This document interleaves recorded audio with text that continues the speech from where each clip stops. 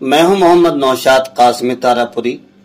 हमारे YouTube channel Naushad teach पर आपका खैर मकदम है। आपसे गुजारिश है कि अगर आप हमारे नए मेहमान हैं तो बराए करम चैनल को सब्सक्राइब करें। आज की इस वीडियो में मैं आपको बताऊंगा फंक्शन ऑफ स्पेशल कीज यानी स्पेशल बटनों के कुछ अमल। इससे पहली वीडियो में आप जान चुके हैं एस्केप कीज के बारे में।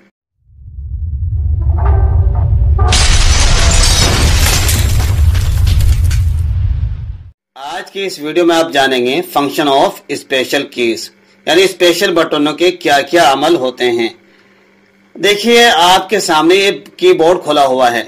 इस कीबोर्ड में देखिए ऊपर लिखा हुआ ESC यानी कि कीबोर्ड ESC। इसके नीचे एक बटन होता है टेप का बटन। इसी तरीके से कैप्स लॉक आता है, शिफ्ट का बटन, कंट्रोल, ये विंडो का ऑप्शन कहलाता है, ये आल्ट है। इसी तरीके से ये लंबा वाला बटन स्पेस बार कहलाता है। ऐसे ये डबल आल्ट बटन आ गया, फिर विंडो का डबल आ गया। इसी तरीके से एक फंक्शन कीज का एक ऑप्शन होता है, निशान बना दिया जाता है। ऐसे कंट्रोल का बटन, इधर भी एक कंट्रोल था, इधर भी एक कंट्रोल का बटन। इसी तरीके से शिफ्ट, इधर भी कीज थी, इधर की है। ये एंटर बटन कहलाता है, ये बैक स्पेस कहलाता है। तो आज हम इस लाइन के बीचों बीच गुफ्तगू करेंगे, लेकिन इनमें से भी हम कुछ छोड़ेंगे, कुछ बताएंगे। बाकी अगली वीडियो में बताएंगे, क्योंकि उसके बहुत सारे खास अमल होते हैं। उसके लिए मुस्तकिल एक वीडियो बनाएंगे ताकि ये लंबी ना हो जाए। आज हम बताएंगे एक तो टेप के बारे में, दूसरे कैप्स लॉक के बारे में, तीसरे हम शिफ्ट के बारे में बताएंगे, एक कंट्रोल के बारे में, आल्ट छोड़ देंगे। इसी तरीके से स्पेस बार के बारे में बतलाएंगे। ऐसे ही यहाँ पे एक बटन आता है एंटर का, एंटर के बारे में बताया जाएगा, फिर बैक स्पेस के बारे में बताएंगे। इस तरतीब से हम आज आपके सामने कुछ बातें बयान करेंगे। देखिए अब हम आपके सामने ये टेप बटन को हमने बॉक्स में ले लिया। अब हम इसके बारे में बात करते हैं। टेप की को समझने के लिए हमें MS ऑफिस में जाना पड़ेगा। हम MS ऑफिस में चलते हैं और देखिए हमने ये MS ऑफिस खोल रखा है। टेप बटन का काम क्या होता है कि कर्सर ये जो हिल रहा है इसको हम कर्सर कहते हैं, जिसके जरिए से मैं चला रहा हूं। ये माउस पॉइंटर भी कहलाता है, ये इसको कर्सर भी कहते हैं। तो ये कर्सर का क्या, इसका काम जो होता है टेप बटन का कि कर्सर को आधा इंच आगे बढ़ा देगा। जैसे हमारा ये कर्सर शुरू में है, लाइन के N के शुरू में है, तो हमने टेप बटन दबाया तो फौरन आधा इंच आगे बढ़ गया। कहीं से भी हम इसको दबाएंगे, यहां रखे तो फिर आधा इंच आगे बढ़ जाएगा। इसी तरीके से देखिए आधा इंच आगे हो जाएगा। ये ऐसे ही शुरू में कहीं लाएं, किसी भी लाइन के शुरू में लाएंगे तो आधा इंच को ये आगे बढ़ा देगा। तो इस टेप का बटन यही होता है। तो दोस्तों मैं समझता हूं ये टेप का अमल समझ में आ गया होगा। अब हम जान लेते हैं इसके बाद कैप्स लॉक के बारे में। कैप्स लॉक क्या चीज होती है। देखिए कैप्स लॉक को घेर दिया हमने। कैप्स लॉक के बारे में भी जान लेना इसलिए जरूरी है, जैसे कि मिसाल के तौर पर हम फिर MS ऑफिस में चलते हैं। इसके लिए मैं यहां पे लिख देता हूं या एक न्यू फाइल बना देता हूं। जैसे मैंने लिखा ABCD, इसको थोड़ा सा बड़ा कर लूं ताकि आप देख लें। देखिए ABCD है। अब मुझे ABCD को कैपिटल लेटर में लिखना है तो मैं कैप्स लॉक दबा दूंगा, तो अब लिखना खुद ब खुद ही कैपिटल लिखना शुरू कर देगा। DEFT वगैरह हम जो भी दबाएंगे वो सब कैप्स लॉक यानी कैपिटल लेटर आएंगे, स्मॉल ले आएंगे। फिर मैं इसको दबा देता हूं तो फिर ये स्मॉल लिखना शुरू कर देगा। तो ये कैप्स लॉक का काम होता है तमाम हुरूफ तहज्जी के बटनों के अमल को यानी कैपिटल लेटर में बदल देगा, जैसे कि मैंने भी आपको करके दिखाया है। इसी तरीके से इससे अगला एक काम और होता है शिफ्ट। ये जो शिफ्ट का बटन है आपके, मैंने पहले दिखाया कीबोर्ड में दो बटन है, एक ये है और एक ये है। तो शिफ्ट बटन का भी अमल देखने के लिए हमें फिर MS वर्ड में जाना पड़ेगा। तो उसके लिए जैसे कि हमने अब तो कैप्स लॉक दबा के लिखा था, अब अगर हम शिफ्ट बटन दबा के लिखते हैं तो S कैपिटल होगा, बगैर शिफ्ट के लिखेंगे तो ये S बगैर उसके आएगा यानी कि स्मॉल आ जाएगा। इसी तरीके से शिफ्ट बटन का एक काम और होता है, यानी ये कहा जैसे कि आपके कीबोर्ड के अंदर, यानी कि आपका जो कीबोर्ड है ये देख रहे हैं आप, इस कीबोर्ड में आप देख रहे होंगे 1 2 के ऊपर एक निशान बना हुआ है, एच का है, एस का बना हुआ है, ये यानी 0 के ऊपर ये कुछ निशानात बने हुए हैं, सिंबल्स जिनको कहा जाता है। इन सिंबल्स को लाने के लिए हम शिफ्ट बटन का भी इस्तेमाल कर लेते हैं। जैसे शिफ्ट दबा के मैं लिख रहा हूं, हर एक आ रहा है। देखिए ये सारे जो मैं लिख रहा हूं ये शिफ्ट बटन का कमाल होता है, यानी शिफ्ट बटन से दबा के लिखेंगे तो यह आ जाएगा खुद ब खुद ही। यानी किसी भी खास अलामत को लाने के लिए या किसी भी अल्फाबेट या हर्फ को, लेटर को लिखने के लिए, बड़ा करने के लिए शिफ्ट बटन का हम यूज करते हैं। शिफ्ट बटन का उमूमन यही इस्तेमाल होता है, और 1-2 इस्तेमाल और हो गए, वो हम आपको जब शॉर्टकट कीज के बारे में बताएंगे। लगभग 112 शॉर्टकट कीज कहलाती हैं, और इससे भी बाज हर एक प्रोग्राम की अलग अलग कीज होती हैं, उसके बारे में हम अलग बताएंगे। अब इसके बाद हम जान लेते हैं कंट्रोल के बारे में। कंट्रोल आपके कीबोर्ड में ये 2 तरह के होते हैं। कंट्रोल के बहुत सारे काम होते हैं, कोई खास अमल अंजाम देने के लिए इस्तेमाल होता है। जैसे किसी भी टेक्स्ट या ऑब्जेक्ट की कॉपी करनी हो तो उसके लिए हम कंट्रोल दबाएंगे और सी दबा देंगे तो कॉपी हो जाएगी। इसको भी हम एग्जाम्पल के तौर पर देख लेते हैं।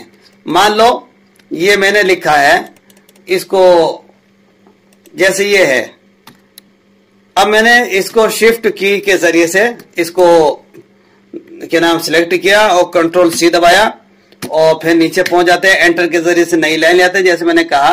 अब एंटर का अमल अभी बताएंगे आपको। तो हम कॉपी करेंगे तो कॉपी होता जाएगा, कंट्रोल सी और कंट्रोल वी। तो कंट्रोल के साथ वी दबाएंगे तो कॉपी होगा, जितनी मरतबा दबाते हैं उतनी लाइन बढ़ती चली जाएगी। देखिए कितनी सारी लाइनें बढ़ चुकी हैं।